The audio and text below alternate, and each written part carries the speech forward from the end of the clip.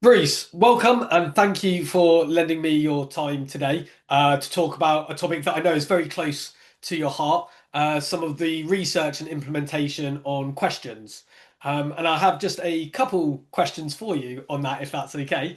Yeah, Um, pleasure to be with you, Brad. Thanks. Amazing, thank you, and generally thank you for your time.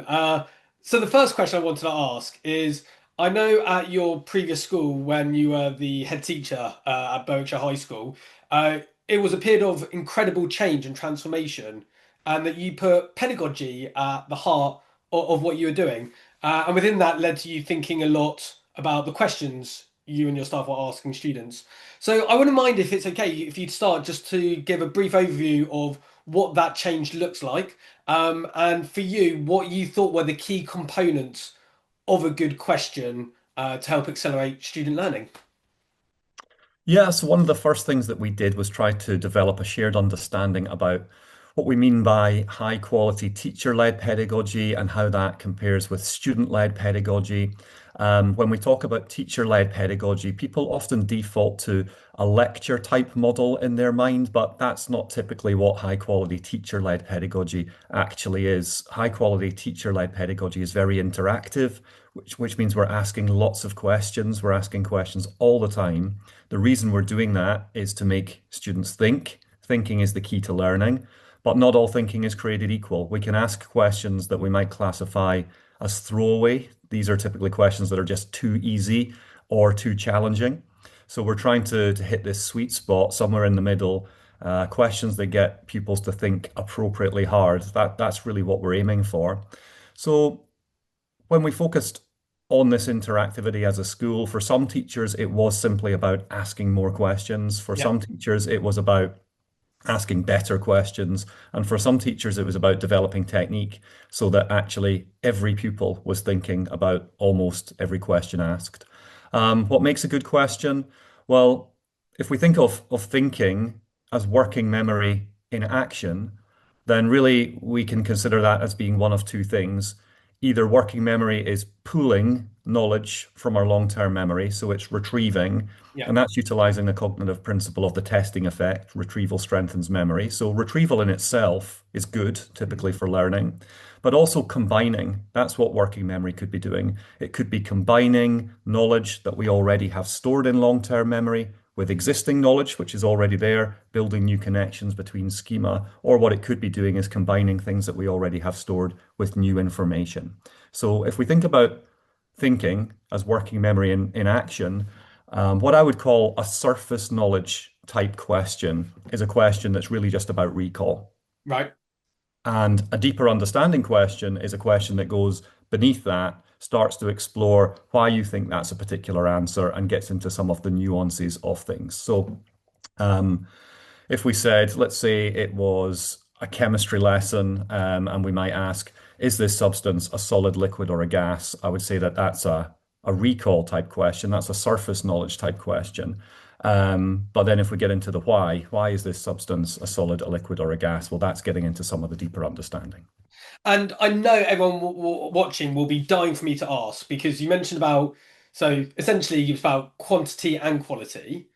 When it comes to, let's start with quantity, is there a magic number, a ratio? Like when you say you're asking more Mm. questions, like how would you judge what is an appropriate amount of questions?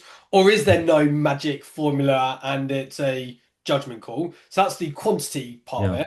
And in terms of the quality, is it okay sometimes to do some surface stuff because you're building up to that elaboration? Or are you suggesting that it should always be the deeper questions Right. throughout? Sorry, Yeah. I've done Those are terrible both questioning good there. Yeah. questions in themselves. And I've thrown two questions at you at once, which is probably Yeah. bad questioning technique. But yeah, over to you.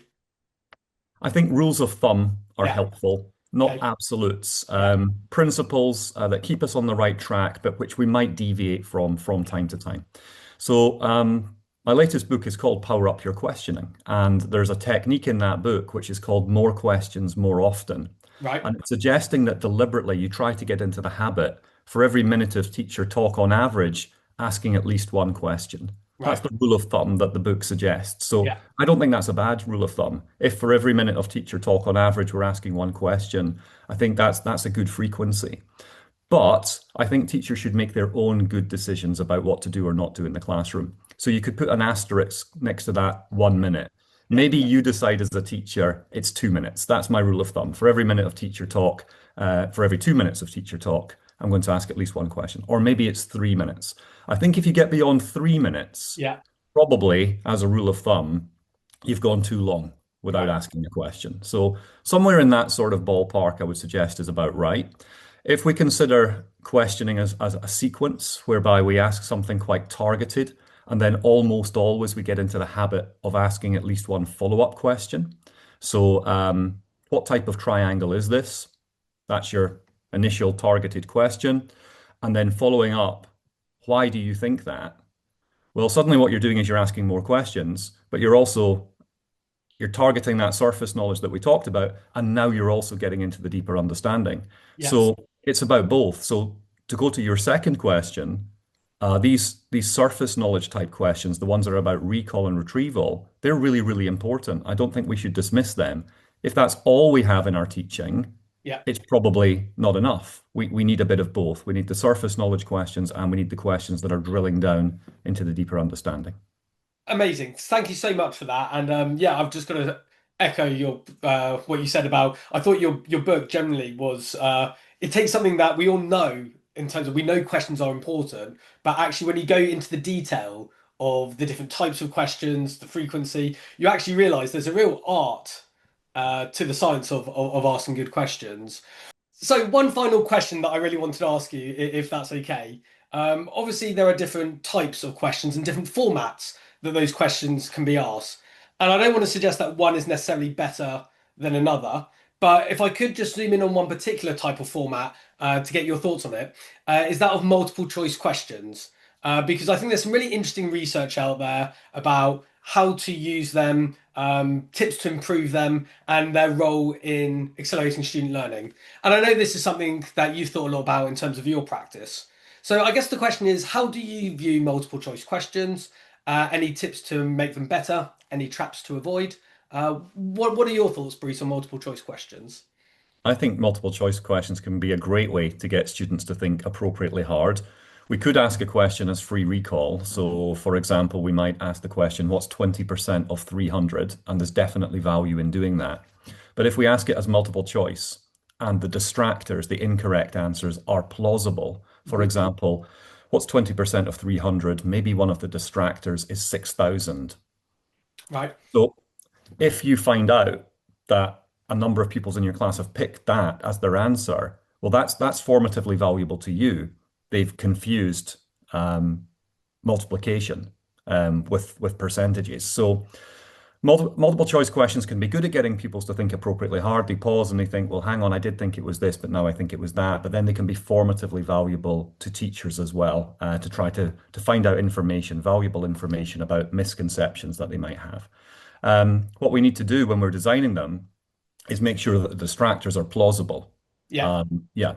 So we were talking earlier about throwaway questions. So questions that are actually just too easy or actually just too difficult. I think it's more common that the questions are just too easy.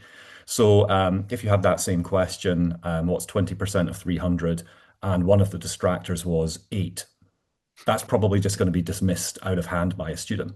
But the one that we had that we talked about, 6,000, that's plausible because that's actually a misconception or a mistake that pupils often make. So plausible distractors that actually require pupils to pause for a moment and think, hang on a minute, that could be right. And I imagine from what you were saying earlier about having a high quantity of questions, for me, one of the benefits of multiple choice is they're quite quick to ask, quite quick to answer sometimes, Yeah. quite quick to mark. If you display the correct marks at the front, students can actually mark themselves. So just in terms of being able to get in quite a lot of retrieval in quite a short space of time, quite an effective tool, I think, potentially for that. I agree. And if you're working on your questioning technique and you're trying to get all pupils to think about each question that you're asking, and you're using show me boards, which I think are a teacher's best friend, well, a sea of A, B, C's, D's, Yeah. that's much, much easier to take in information from everybody very, very quickly than if you've got a sea of sentences, say, from pupils. So if you've got the option to respond using letters, and multiple choice gives you that option. Yeah, that can be useful. So would you go for show me boards more for multiple choice questions than for other types of questions such as free recall? Um, that's a good question. I'm not sure I would definitively say yes or Yeah, no on that one. The power of the Show Me board, of course, is that it makes all pupils think, it gives them time to think, and crucially, it makes that thinking visible to you. The more pupils have to write on a Show Me board, the less likely it is that we can take in information from everyone. right. So multiple choice with show me boards, that's a pretty powerful combination. But if we just ask the what's the 20% of 300 question as free recall, Yeah, um, actually to get pupils to write a number on their board and then to hold that up, not as multiple choice, I think there would still be value and there's not too much being written. So I think a teacher could probably still yeah. take in a lot of info.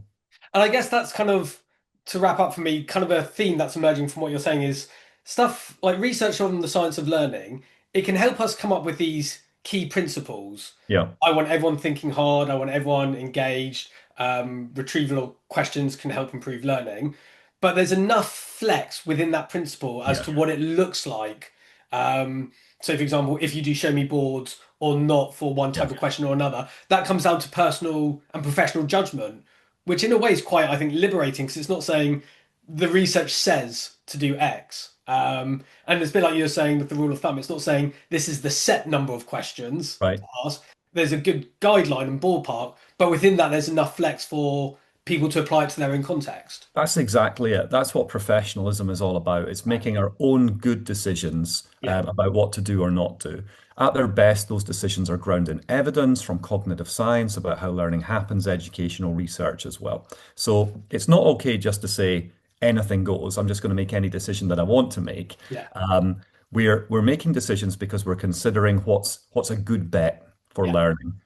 The more we can get pupils to think and the harder we can get them to think about the things that we want them to learn, the more likely it is they will learn these things.